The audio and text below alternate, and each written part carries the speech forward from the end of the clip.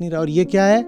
ये भी पिछले ही साल लेके आए थे, लेकिन अभी कैसा लग रहा है? छी, इसमें रुएं आ गए। ये कैसा हो गया? और अब ये ना उतना शाइनी वाइट नहीं है। Let's get a new one ना। ये कैसा हो गया? कैसा हो गया? ये पुराना हो गया है। तो हम क्या करते हैं कि अब हम ये नया लाके यहाँ रख देते हैं। हम कहते हैं ये नया है। ये सब कचरा हटाओ, जो हो सकते हो वो निखर के सामने आओ। ये है हैप्पी न्यू ईयर। और जिस भी दिन तुम निखर के सामने आओगे ना, वो तुम्हारा पहला हैप्पी न्यू ईयर होगा। आज तक कोई नहीं हुआ है। नमस्ते सर। सर, मेरा प्रश्न ये है कि नववर्ष की शुरुआत कैसे करें और इस नए वर्ष में हम गीता को अपने जीवन में निरंतर कैसे बनाए रखें? मैं जहाँ भी देखती हूँ नववर्ष के नाम पे मुझे सिर्फ शोर नज़र आता है, नया तो कुछ दिखाई नहीं देता। तो ऐसे में हम नए वर्ष में नया कैसे देखें और कहाँ देखें?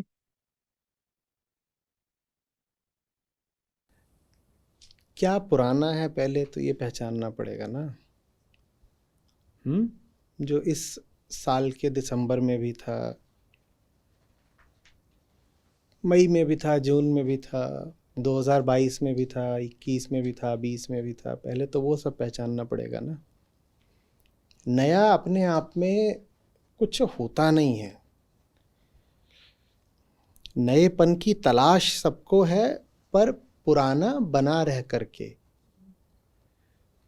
अब नया कोई वस्तु तो है नहीं कि लाके दे दे कि ये लो नया जूता, नया चश्मा, नया चम्मच।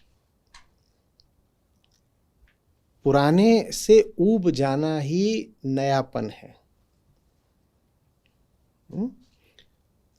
2024 लग जाएगा और उसमें आप वही पुराने व्यक्ति हो, तो बाकी आप नए कपड़े कर लो, नई जगह घूम आए, नई दो चार कोई किताब पढ़ ली, कहा कि अब मैं एक नया काम करूँगा, जिम जाऊँगा 1 तारीख से। उससे कुछ होगा नहीं, क्योंकि ये सब कुछ आप पहले कर चुके हो, आजमा चुके हो दूसरे रूपों में। ये अच्छे से पकड़िए, नया कुछ नहीं होता। आप जिसको नया समझते हो वो पुराने का ही पुनर्चक्रण है। पुरानी ही चीज़ नए रूप रंग में आ जाती है, उसको आप नया बोलना शुरू कर देते हो।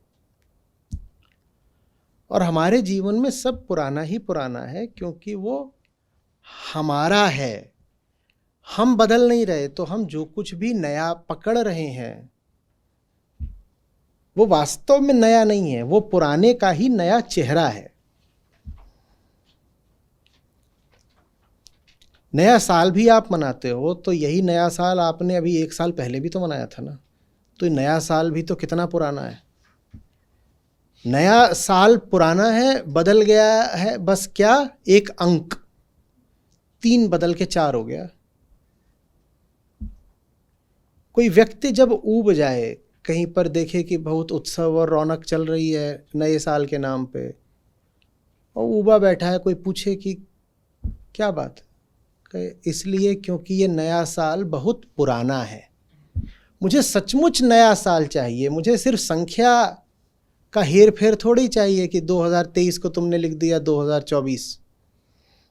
और कई बार तो एक नए साल की जो अनबिकी सामग्री होती है वो अगले नए साल पे चल जाती है, स्टिकर लगा के। बस 3 को 4 कर दो, वो चल जाएगी।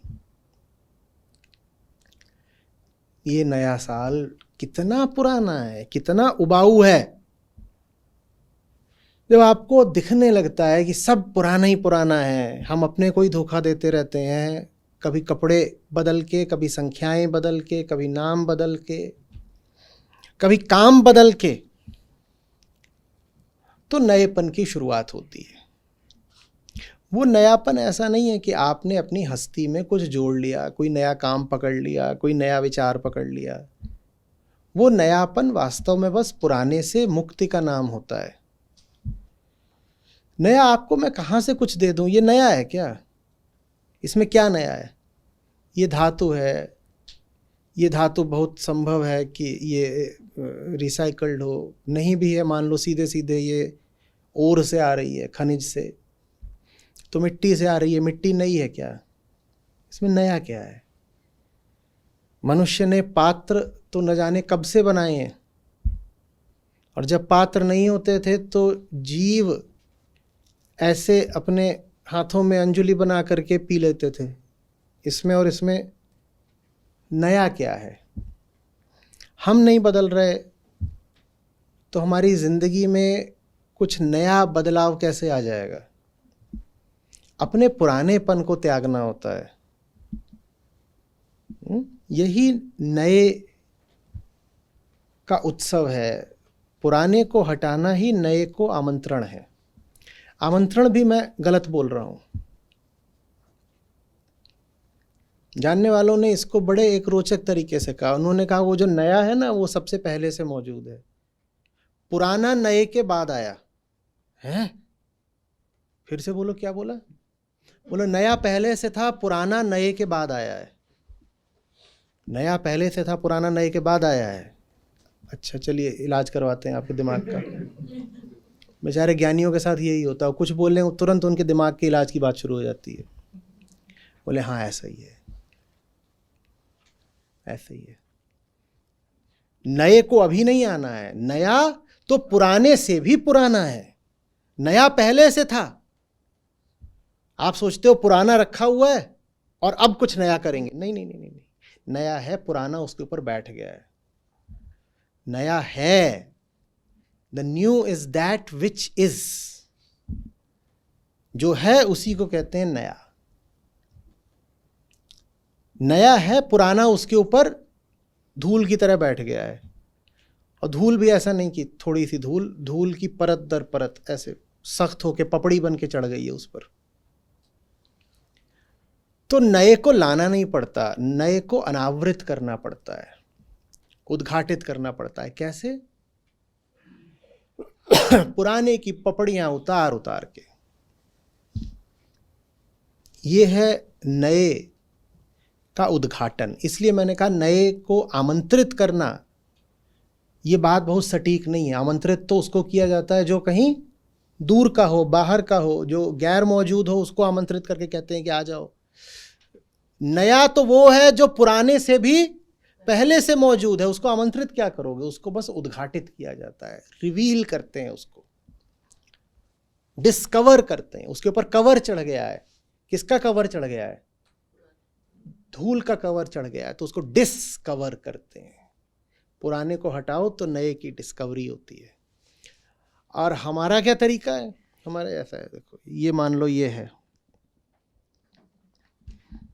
है जो एकदम मूल तत्व है, जो नया, जो सदा नया ही रहता है। इसका स्वभाव क्या है कि ये सदा नया रहता है, कभी पुराना नहीं पड़ सकता।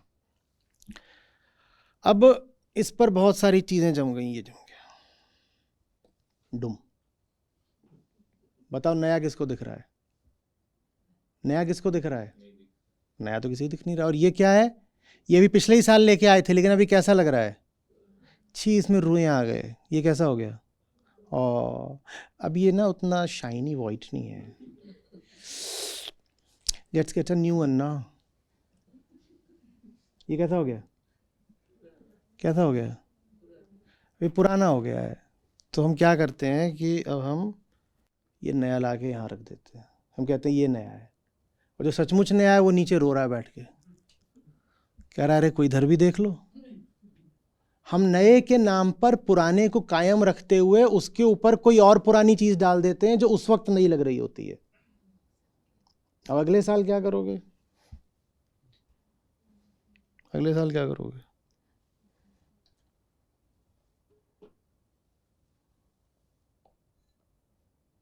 उसके अगले साल क्या करोगे? और 2-4 ऐसे सालों के बाद क्या होगा? सब गिर जाएगा। क्या नहीं गिरेगा? जो नया है वो नहीं गिरेगा, वो अपनी जगह पड़ा रहेगा। जोड़ना नहीं है, हम क्या कर रहे थे इतनी देर से?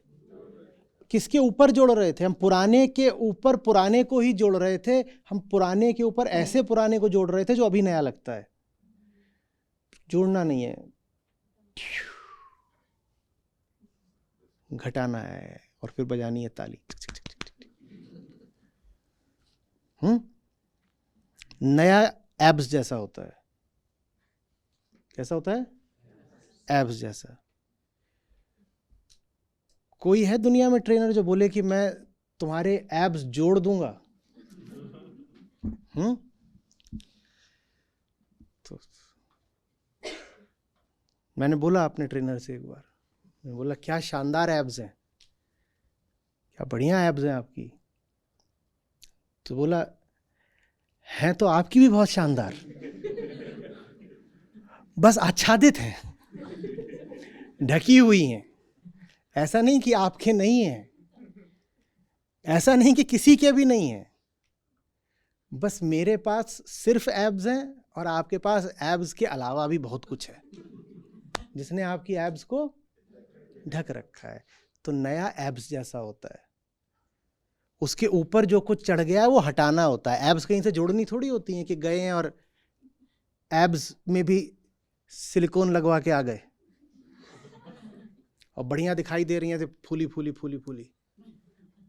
16 पैक बनवा लो, उसमें फिर क्या रखा है? समझ में आ रही है बात?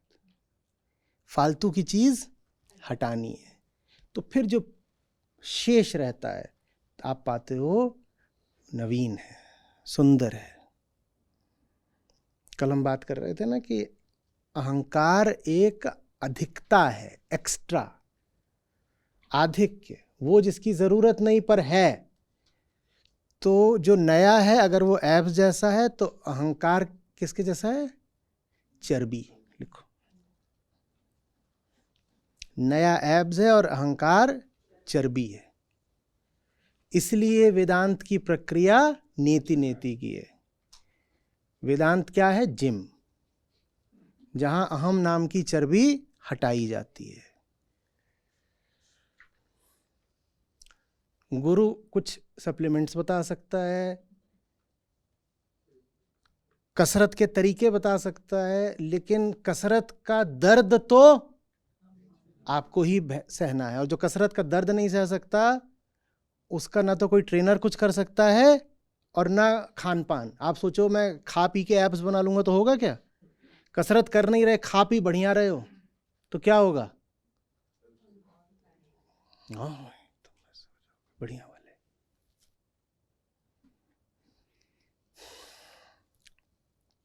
खाने पीने को मान लो ग्रंथ और ट्रेनर को मान लो गुरु जैसा। दोनों चाहिए होते हैं ना, ट्रेनर भी चाहिए होता है, अच्छी डाइट भी चाहिए होती है, लेकिन न ट्रेनर से बात बनती है न डाइट से बात बनती है। इन दोनों से ज़्यादा महत्वपूर्ण क्या होता है?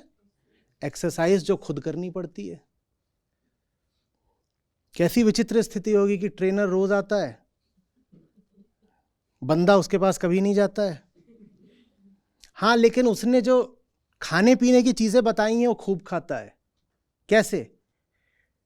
उसने बताया था कि देखो 2 रोटी खाओगे, उसके साथ ये इतनी दाल लोगे बढ़िया वाली अच्छी गाढ़ी, और ये वाली सब्जी लोगे और ये सब।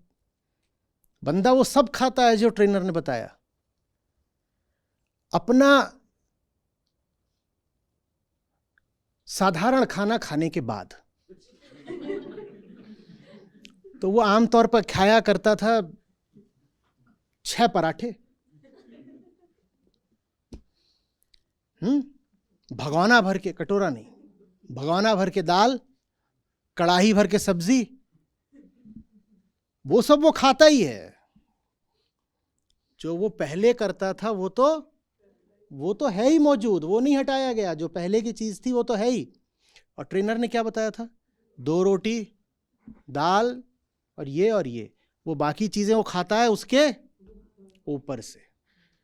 ट्रेनर ने पूछा जो मैंने बताया था तुमने खाया? बोले बिल्कुल खाया। बोले कब खाया? बोले एक लंच के बाद खाया, आपने जो बताया था, एक डिनर के बाद खाया जो आपने बताया था। तो अपना जो लंच करता हूं वो करा पूरा, फिर आपकी दी हुई चीज भी खा ली। न ट्रेनर काम आएगा, न डाइट काम आएगी। काम तो अपना व्यायाम और अपना परहेज ही आएगा। दोनों दुख देते हैं, और इन दो के बिना एब्स निकलेंगी नहीं।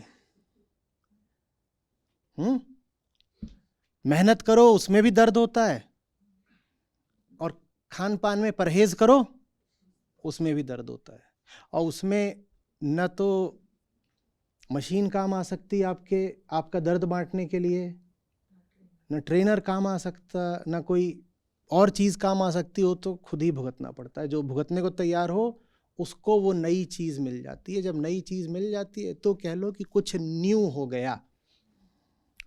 और जब कुछ न्यू हो जाता है ना, तब सिर्फ ईयर ही न्यू नहीं होता कि एक ईयर न्यू हो गया है, फिर सब कुछ न्यू हो जाता है। आपका न्यू ईयर झूठा है। इसकी सबसे बड़ी पहचान ये है कि बाकी सब कुछ तो ओल्ड है, ईयर न्यू कैसे हो गया? कैलेंडर के पन्ने फाड़ने से न्यू ईयर कहां से आ गया?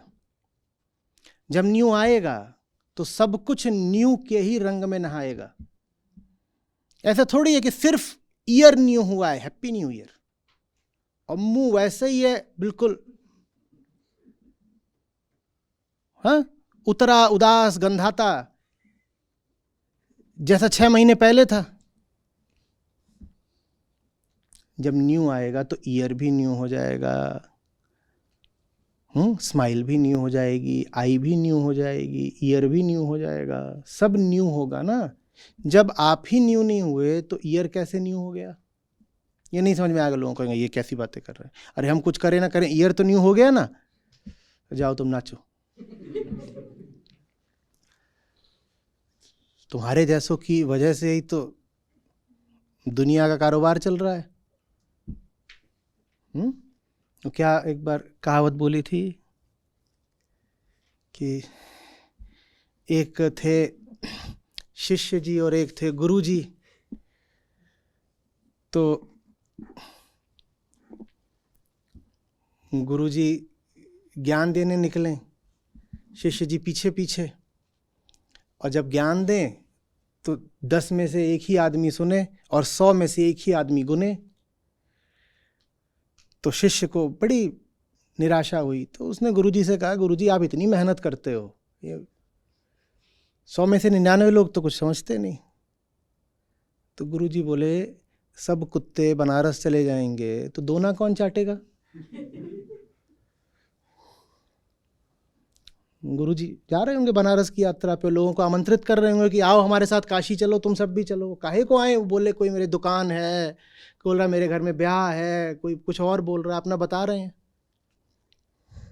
कोई आने 100 में से एक आदमी उनके बोले कि हाँ हम भी चलेंगे काशी।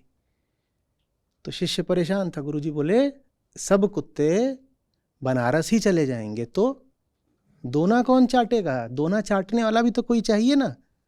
वैसे ही अगर सबके जीवन में जो न्यू है, नवीन है, नित्य है, जो नित्य है सिर्फ उसी को नवीन बोल सकते हैं, सबके जीवन में अगर वो आ गया तो ये जो सब मूर्खताएं चल रही हैं इनको कौन संभालेगा?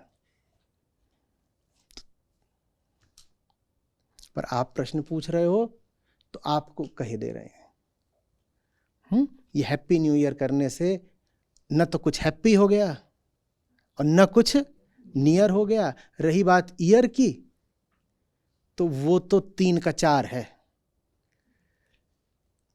आप खुद नाप रहे हो कि ऐसे होता है तो इसको 1 साल बोलते हैं। आप चाहो तो कोई और भी पैमाना निर्धारित कर सकते हो। किसने आपसे कह दिया कि फरवरी 28 की होनी और मार्च 31 की ही होनी है? आपने तय करा, ठीक है। तो ये तो 3 का 4 करने से कोई न्यूनेस नहीं आ जाती। और न्यूनेस अगर 3 का 4 करने से आ सकती होती तो आप अपनी जिंदगी में कम से कम 30 बार 1 का 2, 2 का 3, 3 का 4, 4 का 5, 5 का 6 कर चुके हो कि नहीं कर चुके हो? यहां जितने लोग बैठे हैं उनकी जितनी उम्र है उतनी बार वो 2 का 3, 4 का 5 कर चुके हैं। क्या न्यू हो गया उससे? तो हैप्पी न्यू ईयर क्या रो रहे हो?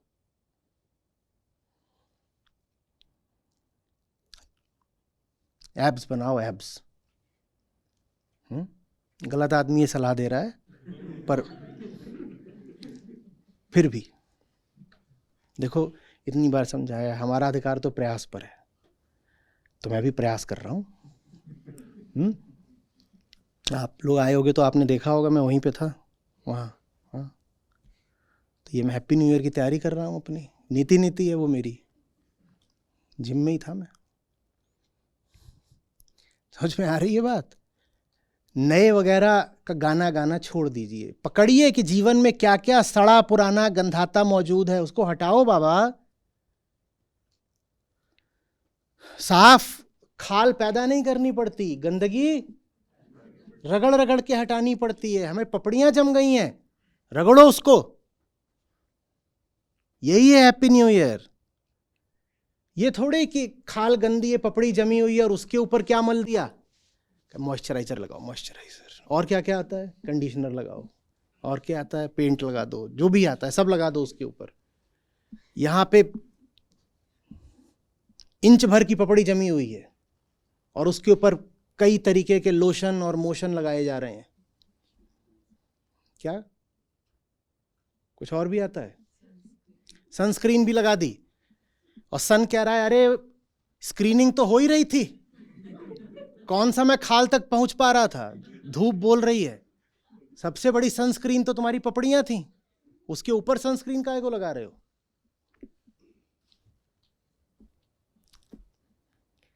हम अपने ही होने से उबे हुए लोग हैं, पर हम बहुत झूठे लोग हैं। तो हम अपनी ऊब को उल्टे पुल्टे नाम देते हैं। हम कहते हैं मैं इस चीज से उबा हूं, मैं उस चीज से उबा हूं, मैं उस चीज। नहीं, you are just fed up of yourself, your own being.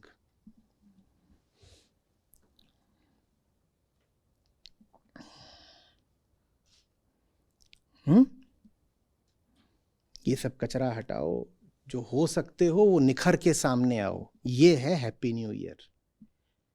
और जिस भी दिन तुम निखर के सामने आओगे ना, वो तुम्हारा पहला हैप्पी न्यू ईयर होगा। आज तक कोई नहीं हुआ है। उस दिन से समझिए कि आपके ईयर्स की शुरुआत होगी, उस दिन से आपका जीवन शुरू होगा, वो दिन आपके जन्म का होगा। अगर आप अपनी उम्र वर्षों में नापते हैं तो उस दिन आपका फर्स्ट ईयर होगा। अभी तो बस ऐसा ही है कि पुरानी धूल वक्त में आगे लुढ़कती पुढ़कती चली जा रही है, एक गेंद की शक्ल लेके, और जितना वो आगे लुढ़क रही है उतना वो धूल और ज्यादा अपने में जोड़ती जा रही है। वही स्नोबॉल।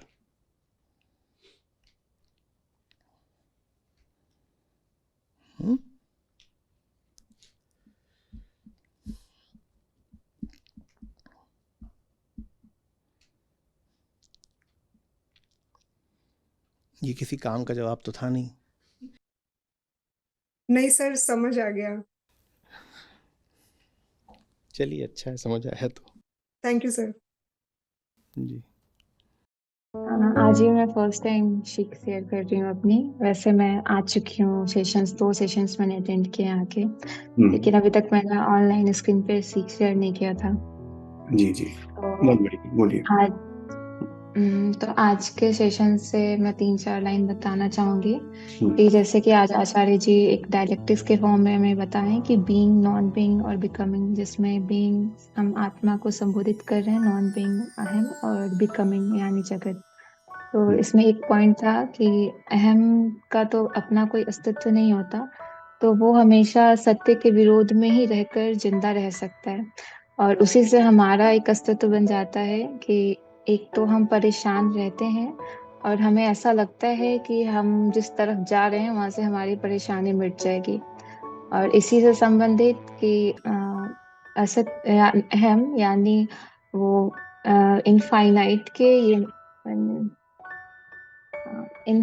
के सब्स्टिट्यूट में बहुत सारी फाइनाइट चीजों को इकट्ठा करके उससे आत्मा की जगह को पूर्ति करना चाहता है। और इससे बेहतर है कि जो हमारे संत हमको सिखा गए हैं, एक साधे सब सद है। और गुरु नानक जी का कोट है कि एक ओमकार सतनाम। जी। और इसी पे जैसे आचार्य जी बताए हैं कि मनुष्य की पहचान ही है कि वो रेशनैलिटी की तरफ आगे बढ़े, यानी रिफ्लेक्शन और डेलिब्रेशन इन दोनों को हमेशा साथ लेकर चले। और एक लाइन जो आचार्य जी बोले हैं वो बिल्कुल मुझे अभी याद हो गई है कि दिल में उसकी प्रतिमा लेकर घूमते हो, फिर क्यों नहीं तुम्हारे कर्मों में ईमानदारी है। तो ये चीज मुझे सीखने की बहुत ज्यादा जरूरत है, कर्मों में ईमानदारी। जी मैं गीता जी के श्लोक का काव्यात्मक अर्थ अभी बोलना चाहूंगी। बिल्कुल।